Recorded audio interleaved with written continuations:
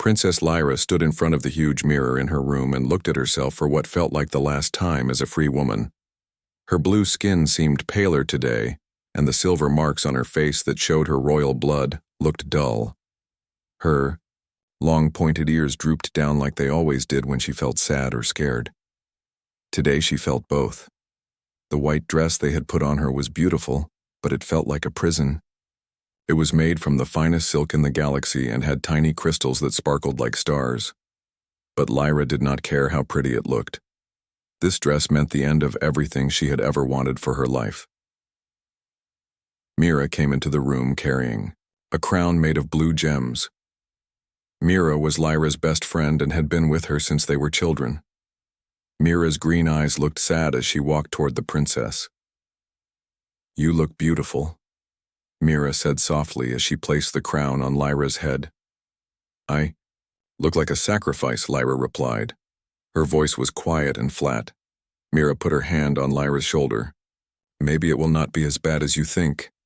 Lyra turned to look at her friend. "Mira, you know what the Draknari are like. You have heard the same stories I have. Prince Kale is cruel and mean. His people treat their wives like slaves. I will spend the rest of my life locked in a room or used for his pleasure." Mira could not say anything because she knew Lyra was right. Everyone in the galaxy knew that Draknari males were terrible to their mates. They kept them locked up and only let them out when they wanted to show them off or use them. "Your father believes this marriage will save our people," Mira said. "My father is wrong," Lyra said. "This marriage will only save his throne for a few more years. The humans are still coming and they are still strong. Giving me to Kyle will not change that." The Zephyrian Empire had ruled many star systems for thousands of years. Lyra's people were proud and strong and had never lost a war. But then the humans came. These strange new people had only been traveling in space for a short time, but they were already taking planets and winning battles. They seemed to appear everywhere at once, and they never gave up. Emperor Vexthar was scared. He had tried to fight the humans, but they kept winning. So he decided to make friends with other alien races to fight the humans together. The strongest of these allies were the Draknari. They were big and mean and had powerful weapons. But they wanted something in return for their help. They wanted Princess Lyra. "The ceremony will begin soon," Mira said. "We should go." Lyra nodded and walked toward the door. Each step felt heavy, like she was walking to her own funeral. In the hallway outside her room, palace guards were waiting to escort her to the ceremony hall. They wore their best uniforms and carried energy weapons that glowed blue. They bowed when they saw her. As they walked through the palace halls, Lyra saw servants and nobles watching her. Some looked sad and some looked excited about the big wedding, but Lyra knew that none of them would trade places with her. Nobody wanted to marry a Draknari prince. The palace was huge and had been built over many centuries. The walls were made of white stone that came from their home planet's moons. Beautiful pictures and statues showed the history of the Zephyrian people. Lyra had always loved walking through these halls, but today they felt like a maze leading to a trap. They passed the room where her younger brother Xander was getting ready for the ceremony. Through the open door she could see him putting on his formal robes. Xander was only 2 years younger than Lyra, but he acted like he was still a child sometimes. When he saw her, his face became sad.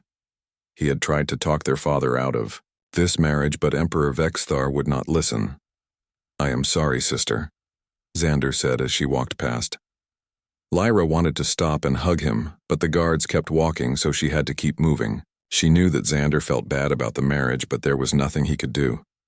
Their father had made his choice. Finally, they reached the great ceremony hall. The doors were 20 feet tall and made of solid gold.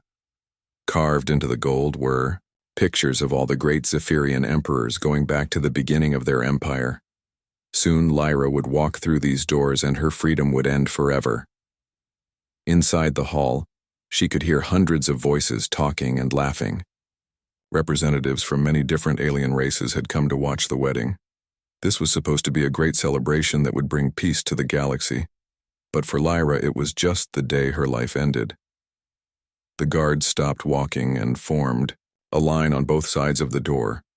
Mira squeezed Lyra's hand one last time and then stepped back. The princess was alone now. Music began playing from inside the hall. It was the traditional Zephyrian wedding march that had been played at royal weddings for thousands of years. The sound was beautiful, but to Lyra, it sounded like a funeral song. The golden doors began to open slowly. Light poured out from the hall and Lyra could see the hundreds of guests sitting and watching. At the far end of the hall was the altar where she would be married, and somewhere in that crowd was Prince Kale waiting for her. Lyra took a deep breath and stepped forward. As she walked into the hall, everyone stood up and the music got louder. She could feel all their eyes on her, but she kept looking straight ahead. She did not want to see their faces or their fake smiles. The walk to the altar felt like it took forever. With each step, Lyra felt more trapped. Soon she would belong to Prince Kale and there would be no escape. She thought about running, but where could she go? There were guards everywhere, and even if she got away, her people would suffer for her choice. As she got closer to the altar, Lyra could see a figure standing there waiting for her, but something was wrong. The figure was not as big as a Dreknari should be, and he was wearing strange armor that she had never seen before. When she was just a few steps away from the altar, the figure turned around and looked at her. Lyra's heart stopped. The face looking back at her was not the face of Prince Kyle. It was not even the face of a Dreknari. It was the face of a human. Jake Morrison stood at the altar and tried to understand how his life had become so strange. 3 days ago, he had been Captain Jake Morrison of the human colonial fleet. He had been leading a small scouting mission to learn more about Zephyrian space defenses. Now he was wearing fancy alien clothes and about to marry a princess from a race that his people were at war with. The armor they had given him was uncomfortable and heavy. It was made from some kind of blue metal that the Zephyrians used for their ceremonies. Jake wished he could wear his normal uniform, but the Emperor had insisted that he dress like Zephyrian royalty for the wedding. Jake looked out at the crowd of alien guests and tried not to think about how crazy this all was. There were creatures there that he had never seen before. Some had scales, some had fur, and some looked like they were made of rock. All of them were watching him with curious eyes. He thought about his crew who were locked up somewhere in this huge palace. Lieutenant Amy Brooks had been his second in command and his best friend for 5 years. She was probably angry that he had agreed to this marriage. But Jake knew he had no choice. When Emperor Vexithar had given him the choice between marrying the princess or watching his crew get executed, there was only one answer Jake could give. The Emperor had explained it through a translator. The original plan had been for Princess Lyra to marry some prince from another alien race called the Dreknari. But then the Emperor had a new idea. If a human married his daughter, it could be the start of peace between humans and Zephyrians. Jake could be the first human ambassador and help stop the war before it got worse. Jake did not believe it would work, but he could not let his crew die. Amy Brooks was like a sister to him. Tom Harris was just 22 years old and had joined the fleet to see the galaxy. The other 12 crew members all had families back on Earth who were waiting for them to come home. Jake could not let them down. The music in the hall changed, and Jake knew that meant the princess was about to arrive. He had seen pictures of Zephyrian females before, but he had never met one in person. The pictures showed that they were tall and thin with blue skin and pointed ears like the elves from old Earth stories. Jake turned around and watched as the huge golden doors at the back of the hall began to open. Light poured in, and then he saw her. Princess Lyra was walking slowly down the long aisle toward him. Even from far away, Jake could see that she was beautiful.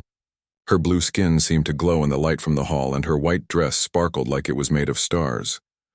But as she got closer, Jake could see that she looked sad and scared. Her pointed ears were drooping, and her face was blank like she was trying not to show any emotion. Jake felt sorry for her. He knew that she probably did not want this marriage any more than he did. When Princess Lyra was about halfway down the aisle, Jake saw her slow down and stare at him. Even from that distance, he could see the surprise on her face. She had been expecting to marry someone else, and seeing a human at the altar must have been a shock. Jake tried to smile at her to show that he was not dangerous, but he did not know if Zephyrians understood human facial expressions. He had learned that different alien races had different ways of showing emotions, and sometimes what looked friendly to humans looked threatening to aliens. Princess Lyra reached the altar and stopped just a few feet away from Jake. Now he could see her clearly, and she was even more beautiful than he had thought. Her skin was a light blue color like the sky on a perfect day. Her eyes were large and violet-colored, and they seemed to look right into his soul. The silver marks on her face were arranged in patterns that reminded Jake of snowflakes. But what surprised Jake the most was the look in her eyes. He had expected to see fear or anger or disgust. Instead, he saw something that looked like relief. She was looking at him like he was not the worst thing that could have happened to her. A Zephyrian priest stepped forward and began speaking in the ancient Zephyrian language. Jake could not understand most of the words, but he had been told what would happen during the ceremony. The priest would ask them to join their hands and exchange rings that were supposed to connect their life forces together. The priest held up 2 rings made of some kind of crystal that glowed with inner light. One was blue, and one was green. The priest put the blue ring on Jake's finger and the green ring on Princess Lyra's finger. When the rings touched their skin, they began to glow brighter. Then the priest took Jake's hand and Princess Lyra's hand and pressed them together. The moment their skin touched, Jake felt a strange, tingling sensation run up his arm. Princess Lyra's eyes widened, and Jake wondered if she had felt it too. The priest spoke more words in the ancient language and then gestured for Jake and Princess Lyra to face the crowd. Everyone in the hall stood up and began to clap and cheer. The ceremony was over. Jake was now married to an alien princess, and she was married to a human soldier. Emperor Vexisthar walked up to them with a big smile on his face. He was a tall Zephyrian with silver hair and golden eyes. His skin was darker blue than his daughter's, and the silver marks on his face were more complex. Jake could see where Princess Lyra got her beauty. "Captain Morrison," the Emperor said through his translator device, "you are now my son, and the first human member of the royal family. I hope this marriage will bring peace between our peoples." Jake nodded. "I hope so too, Your Majesty." The Emperor turned to his daughter. "Lyra, show your new husband to your quarters. You will be living together from now on, as is our custom." Princess Lyra bowed to her father and then looked at Jake. She gestured for him to follow her, and they walked together toward a side door that led out of the ceremony hall. Jake could feel hundreds of alien eyes watching them as they left. They walked through several hallways without speaking. Jake wanted to say something to make her feel better, but he did not know what to say. How do you talk to someone you just married when you do not even speak the same language and you are from different species? Finally, they stopped at a door that was painted with beautiful designs of flowers and stars. Princess Lyra opened the door, and they stepped into what would be their new home. The room was huge and had windows that looked out over the palace gardens. There were 2 beds on opposite sides of the room and a sitting area with comfortable chairs. Princess Lyra turned to look at Jake, and for the first time since the ceremony, she spoke. To Jake's surprise, she spoke in perfect English. "You are not what I expected," she said. Her voice was soft and musical. "You speak English," Jake said. "All members of the royal family learn the languages of other races," Princess Lyra said. "I have been studying human languages for several years." "Why?" Jake asked. Princess Lyra walked over to one of the windows and looked out at the gardens. "Because I knew that someday humans and Zephyrians would have to learn to understand each other. I just never thought it would happen like this." Jake walked over and stood beside her at the window. "I am sorry you did not get to choose who you married." Princess Lyra looked at him with those violet eyes. "Are you sorry you married me?" Jake thought about the question. "I am sorry about the situation. But I am not sorry it was you instead of someone who might have hurt my crew." "Your crew means a lot to you," Princess Lyra said. "They are my responsibility," Jake said. "And my friends." Princess Lyra nodded like she understood. "Family and loyalty are important to Zephyrians too." They stood by the window in comfortable silence for a few minutes. Jake was surprised by how easy it was to be around her. He had expected their first conversation to be awkward and difficult, but Princess Lyra seemed genuinely interested in understanding him. What happens now? Jake asked. Now we learn to live together, Princess Lyra said, and we try to prove that your people and mine can be friends instead of enemies. The first week of marriage was strange for both Jake and Princess Lyra. They were polite to each other, but neither knew what to expect from their new life together. Jake slept on one side of their large room, while Lyra slept on the other side. They ate their meals together, but often in silence because they were still learning about each other. Jake discovered that Zephyrians had very different customs than humans. They meditated every morning as the sun came up, and they always said, "A prayer before eating." Princess Lyra showed Jake how to do these things, and he tried his best to follow along, even though it felt strange to him. Princess Lyra learned that humans were much more direct than her people. When Jake had a question, he asked it right away instead of waiting for the right moment like Zephyrians did. When he disagreed with something, he said so instead of staying quiet to be polite. At first, this shocked Lyra, but then she began to find it refreshing. On their 5th day together, Princess Lyra took Jake to see the palace gardens. The gardens were huge and filled with plants from many different worlds. Some of the flowers glowed with their own light, and some of the trees had leaves that changed colors as you watched them. "This is my favorite place in the palace, Princess," Lyra said as they walked down a path lined with blue roses. "I come here when I need to think." "It's beautiful," Jake said. And it really was. The gardens were like nothing he had ever seen on Earth or any other human world. They sat down on a bench next to a fountain that played soft music as the water danced in the air. Princess Lyra seemed more relaxed here than she did in the palace. "Tell me about your homeworld," she said. Jake thought about Earth and all the things he missed. "Earth is mostly blue and green. We have big oceans and forests and mountains. The sky is blue during the day and black with white stars at night." "It sounds peaceful," Princess Lyra said. "Parts of it are," Jake said. "But humans have not always been good at taking care of our world. We had wars and pollution, and we used up a lot of our resources. That is why we started traveling to other planets." Princess Lyra nodded. "Zephyrians have always been travelers too. We left our original homeworld thousands of years ago when it became too crowded." They talked for hours about their different worlds and cultures. Jake learned that Zephyrians could live for over 500 years and that they had a special connection to plants and animals. Princess Lyra learned that humans were very young as a space-traveling race, but that they learned and adapted very quickly. "Your people are fascinating," Princess Lyra said. "You have only been traveling in space for a few decades, but you have already spread to dozens of worlds." "Humans are good at surviving," Jake said. "Maybe too good sometimes." As the days passed, Jake and Princess Lyra spent more time together. She showed him the palace library, which had books and records from thousands of different worlds. Jake showed her pictures of Earth and told her stories about human history and culture. One evening, they were sitting in their room looking at star charts when Princess Lyra suddenly grabbed Jake's arm. "Someone is coming," she whispered. "Someone, angry." Before Jake could ask how she knew, the door to their room burst open. A huge creature stomped in, followed by several guards. The creature was over 7 feet tall with red scales and yellow eyes. Jake knew immediately that this was a Dreknari. "Where is she?" the creature roared. "Where is my bride?"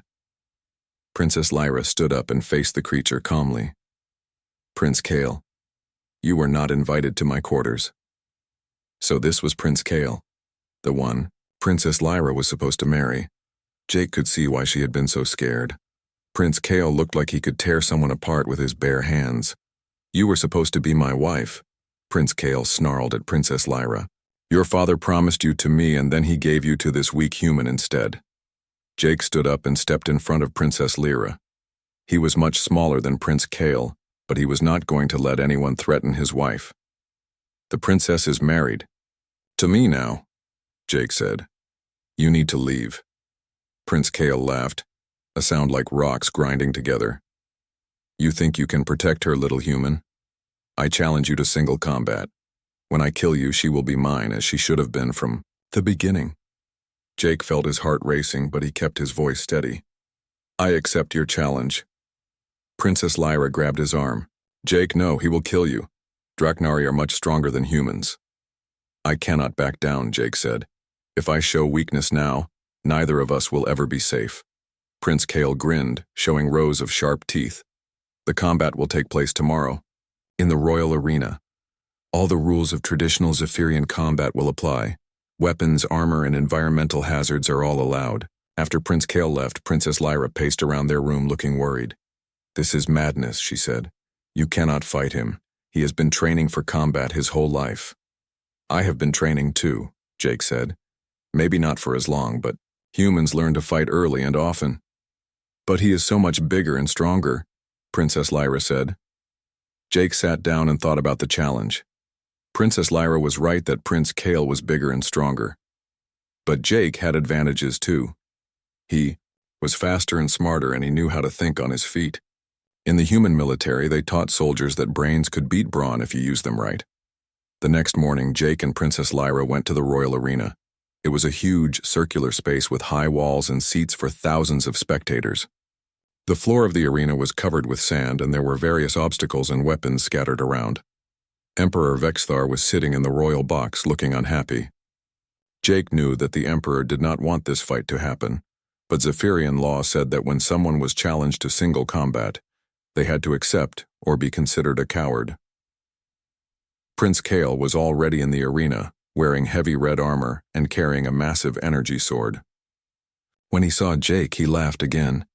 Jake was wearing lighter armor that the Zephyrians had given him, and he carried a smaller energy weapon. He had also asked for several small devices that most people would think were useless, but Jake had a plan. "Begin," Emperor Vexthar announced. Prince Kale charged at Jake like an angry bull. His energy sword left a trail of fire as he swung it. Jake dodged to the side, and the sword hit the sand where he had been standing, leaving a smoking crater. For the next few minutes, Jake did nothing but run and dodge. Prince Kale kept swinging his huge sword and missing, while Jake stayed just out of reach. The crowd began to think that Jake was a coward who would not fight. But Jake was not running because he was scared. He was studying the arena and waiting for the right moment. He noticed that there were steam vents in the floor that opened and closed on a timer. He saw that some of the walls had loose stones that could be knocked down. He observed that Prince Kale was getting tired from swinging his heavy sword. When Prince Kale paused to catch his breath, Jake made his move. He used one of the small devices he had brought to create a thick cloud of smoke. In the confusion, he climbed up on one of the arena obstacles and waited. Prince Kyle charged through the smoke, swinging his sword wildly. But Jake was no longer where he expected. Jake dropped down behind Prince Kale and used his smaller weapon to cut the straps on the Draknari's heavy armor. The armor fell to the ground with a loud crash. Now Prince Kale was faster, but he was also more vulnerable. Jake led him toward one of the steam vents, and at just the right moment, Jake jumped aside. Prince Kale could not stop in time and stepped right into the vent as it opened. Steam shot up and surrounded him, making it impossible for him to see. Jake used this distraction to position himself near one of the loose walls. When Prince Kale came charging out of the steam, Jake triggered the mechanism that brought the wall down. Prince Kale was trapped under several large stones. The arena became silent. Prince Kale was not dead, but he could not move, and his weapon was out of reach. Jake had won the fight using his brain instead of his strength. Princess Lyra ran down from the spectator seats and hugged Jake tightly. "You did it," she said. "You actually beat him." Jake looked into her violet eyes and saw something new there. It was respect and admiration, and maybe something even deeper. For the first time since their marriage, Princess Lyra was looking at him like he was truly her husband, and not just a stranger she had been forced to marry. After Jake defeated Prince Kale in combat, everything changed between him and Princess Lyra. She no longer looked at him like a stranger who had been forced into her life. Instead, she looked at him with respect and something that might have been the beginning of love. They began spending their days working together on diplomatic projects. Princess Lyra taught Jake about the complicated relationships between different alien races, while Jake shared his knowledge of human culture and technology. They discovered that they made a good team because they thought about problems in different ways. Jake learned that Princess Lyra was much smarter than anyone gave her credit for. She had been studying galactic politics since she was a child, and she understood things about alien cultures that even her father did not know. But because she was a princess, most people expected her to just look pretty and marry whoever her father chose. Princess Lyra learned that Jake was not just a soldier, but also a natural diplomat. He had a way of talking to people that made them want to trust him. Even alien races that had never met humans before seemed to like Jake after talking with him for a few minutes. Their relationship grew stronger, but it was tested when Princess Lyra became sick. She developed a fever and her blue skin turned pale. The Zephyrian doctors said she had a rare condition that sometimes affected bonded females. They said the only treatment would make her weak for the rest of her life. Jake refused to accept this. He spent days in the palace medical library reading about Zephyrian biology and human medicine. He discovered that humans had developed treatments for similar conditions that the Zephyrians had never tried. "Let me try combining human and Zephyrian medicine," Jake asked the doctors. The head doctor was shocked. "That is impossible. Human and Zephyrian biology are too different." But Jake had studied both medical systems and he believed it could work. Princess Lyra was getting sicker every day, and the traditional treatments were not helping. Finally, Emperor Vexthar gave Jake permission to try his experimental treatment. Jake worked day and night mixing human medicines with Zephyrian healing crystals. He used his knowledge of human biology and Princess Lyra's knowledge of Zephyrian healing techniques. After 3 days of treatment, Princess Lyra's fever broke and her skin returned to its normal blue color. The doctors were amazed. The combination of human and Zephyrian medicine had not only cured Princess Lyra, but had made her stronger than before. Word of this success spread throughout the palace, and people began to believe that cooperation between humans and Zephyrians could really work. During this time, Jake's crew was gradually being allowed more freedom in the palace. Lieutenant Amy Brooks had become friends with Mira and was teaching Zephyrian musicians about human music. Tom Harris was working with Zephyrian engineers, and their combined knowledge was leading to amazing new inventions. But not everyone was happy about these developments. General Thane, the leader of the Zephyrian military, believed that humans were dangerous and could not be trusted. He thought that the marriage between Jake and Princess Lyra was a trick to make the Zephyrians weak so that humans could conquer them later. General Thane was an old soldier who had fought in many wars. His skin was dark blue and covered with scars, and his silver hair was cut short in military style. He had been advising Emperor Vexthar for many years, but now he disagreed with the Emperor's decision to make peace with humans. "Your Majesty," General Thane said during a meeting with the Emperor, "the humans are expanding too quickly. They take planets faster than any race we have ever seen. This marriage is just a way for them to learn our weaknesses." Emperor Vexthar shook his head. "You are wrong, Thane. Captain Morrison saved my daughter's life. His crew has shared valuable knowledge with our people. They are proving that humans can be trusted." But General Thane was not convinced. He began meeting secretly with other military officers who shared his fears about humans. They called themselves the Purity Movement, and they believed that Zephyrians should only trust other Zephyrians. The situation became worse when news arrived that a human fleet had attacked a Zephyrian outpost. The human commanders had not known about the peace negotiations, and they thought they were fighting an enemy. Several Zephyrians were killed in the attack. General Thane used this news to argue that all humans were violent and untrustworthy. "You see," he told his followers, "even while one human marries our princess, other humans are killing our people." Jake was devastated when he heard about the attack. He knew that the human commanders had made a mistake, but he also knew that some Zephyrians would see it as proof that humans could not be trusted. "I have to contact my government," Jake told Princess Lyra. "I need to stop this before more people get hurt." Princess Lyra arranged for Jake to use the palace communication system to send a message to Earth, but the message would take several days to reach Earth and several more days for a reply to come back. In the meantime, the situation was getting worse. General Thane held rallies where he spoke against the marriage and against any cooperation with humans. More and more Zephyrians began to believe that the peace treaty was a mistake. Some even suggested that Jake and his crew should be executed as an example to other humans. Emperor Vexthar was caught in the middle. He wanted to honor his agreement with Jake, but he also had to listen to his people and his military leaders. The pressure was growing for him to end the marriage and declare war on humanity. Jake and Princess Lyra spent long nights talking about what they should do. They both believed that peace between their peoples was possible, but they were running out of time to prove it. "Maybe we should leave," Jake said one night as they sat by their window looking at the stars. "If I go back to Earth, your people might forgive your father for the marriage." "No," Princess Lyra said firmly. "If you leave now, General Thane will say that humans are cowards who run away when things get difficult. That will make war even more likely." Jake knew she was right, but he hated seeing her caught between loyalty to her people and loyalty to him. Princess Lyra was being criticized by some of her own people for defending humans.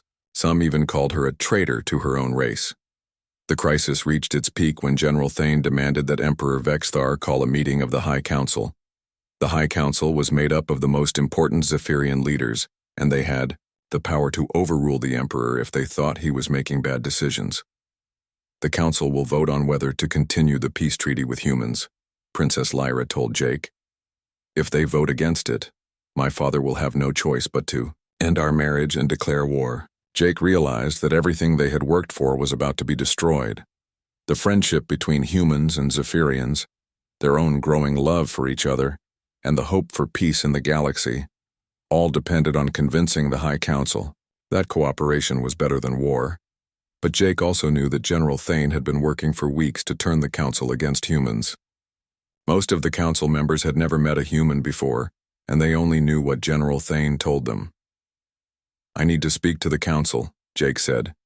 "Humans are not allowed to address the High Council," Princess Lyra said. "It is against our oldest laws." "Then we need to change the laws," Jake said, "or find another way to make them listen." Princess Lyra looked at her husband with admiration. Even when everything seemed hopeless, Jake refused to give up. It was one of the things she had learned to love about humans. They never stopped fighting for what they believed in. The High Council meeting was set for the next morning, but that night everything changed. Jake was awakened by the sound of energy weapons firing somewhere in the palace. He jumped out of bed and ran to the window where he could see Zephyrian soldiers fighting in the courtyard below. Princess Lyra woke up and joined him at the window. "It's General Thane," she said with fear in her voice. "He's staging a military coup." They could see General Thane's soldiers wearing red armbands to identify themselves. They were fighting against the palace guards who remained loyal to Emperor Vexthar. The sound of weapons and shouting filled the night air. "We have to help my father," Princess Lyra said. But before they could leave their room, the door burst open and several soldiers with red armbands came in. Their leader was a young officer named Captain Vale, who had always been one of General Thane's most loyal followers. "Princess Lyra, you will come with us," Captain Vale said. "General Thane wants to see you." "And the human?" asked one of the other soldiers. Captain Vale looked at Jake with disgust. "General Thane's orders are to execute him immediately." Princess Lyra stepped in front of Jake.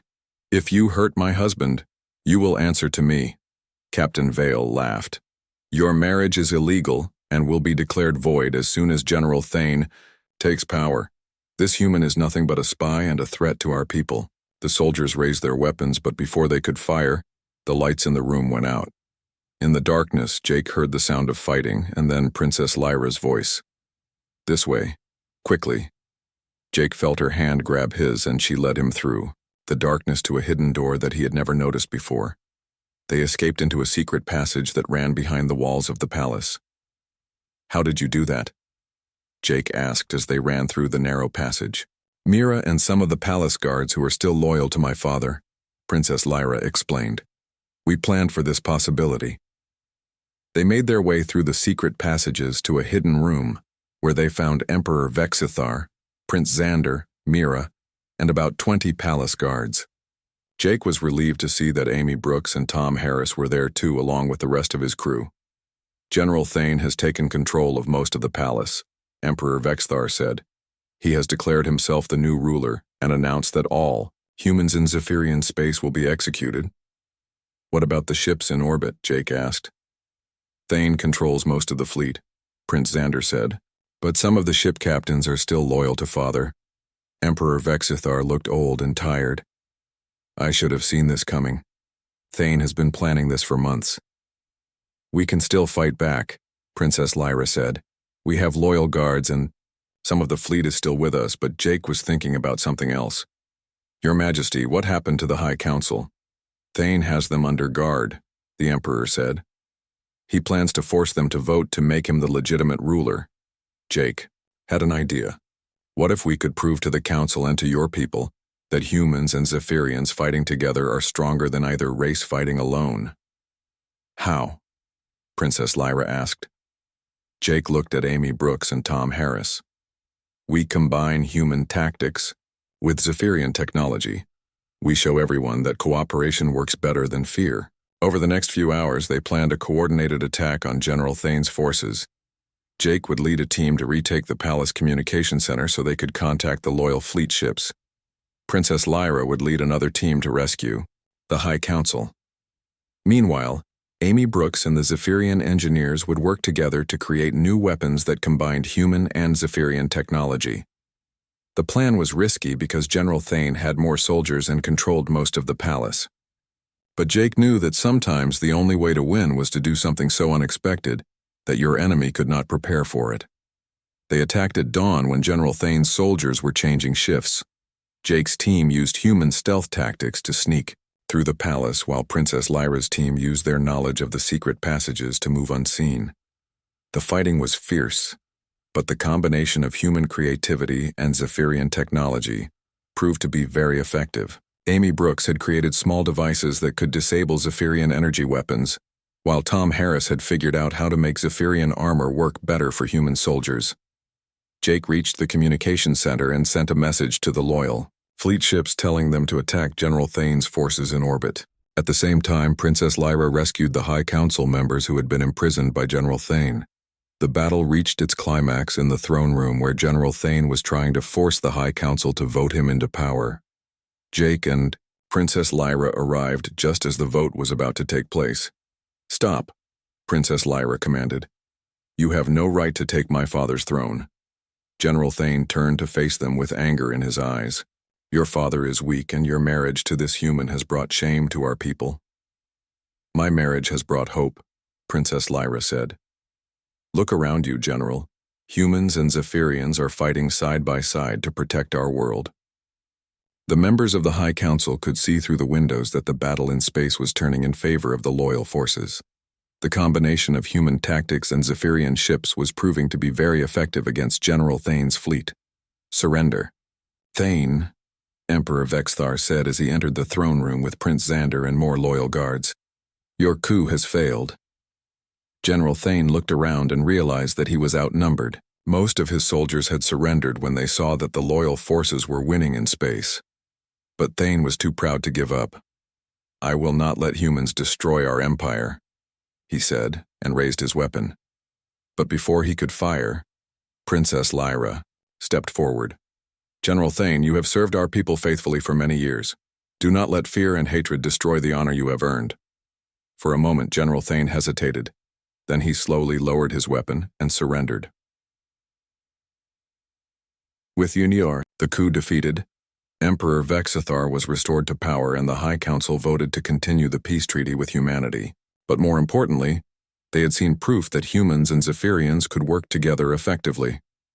In the days that followed, Jake and Princess Lyra became the first official ambassadors between their two races. They worked to establish trade, agreements, and cultural exchange programs. Other alien races began to see that cooperation was possible and started their own peace negotiations with humans. 3 months after the coup, Jake and Princess Lyra were walking in the palace gardens, where they had first really talked to each other. The gardens looked more beautiful than ever, and Jake noticed that some new flowers had been planted. These flowers were a hybrid of earth roses and Zephyrian crystal blooms, another symbol of what could be accomplished when different peoples worked together. I have something to tell you, Princess Lyra said as they sat on their favorite bench by the musical fountain. Jake looked at her and saw that she was smiling in a way he had never seen before. Her violet eyes were bright with happiness and excitement. What is it? He asked. Princess Lyra took his hand and placed it on her stomach. We are going to have a child. Jake felt his heart fill with joy and wonder. Their child would be the first human-Zephyrian hybrid and would represent the future they had worked so hard to create. A future where different races could not only live together in peace but could create new life together. "Are you happy?" Princess Lyra asked. Jake pulled her close and kissed her. "I have never been happier." As they sat together in the garden, watching the hybrid flowers bloom in the alien sunlight, Jake thought about how much had changed since that day when he first saw Princess Lyra walking down the aisle toward him. What had started as a desperate attempt to save his crew had become something beautiful and important. Their marriage had saved both their peoples from a devastating war and had opened the door to a new age of cooperation in the galaxy. But more than that, it had brought them a love that neither of them had expected to find. Princess Lyra rested her head on Jake's shoulder and looked up at the stars that were beginning to appear in the darkening sky. Somewhere out there, human and Zephyrian ships were traveling together to explore new worlds. Their child would grow up in a galaxy where such cooperation was normal rather than miraculous. "What do you think our child will be like?" Princess Lyra asked. Jake smiled and looked up at the stars with her. "I think our child will be the best of both our peoples. Strong and brave like humans, wise and thoughtful like Zephyrians. And beautiful," Princess Lyra added. "Definitely beautiful," Jake agreed. They sat together in comfortable silence, watching the stars and thinking about the future they had helped to create. It was a future full of hope and possibility, where love could bridge any gap and where different peoples could become stronger by working together.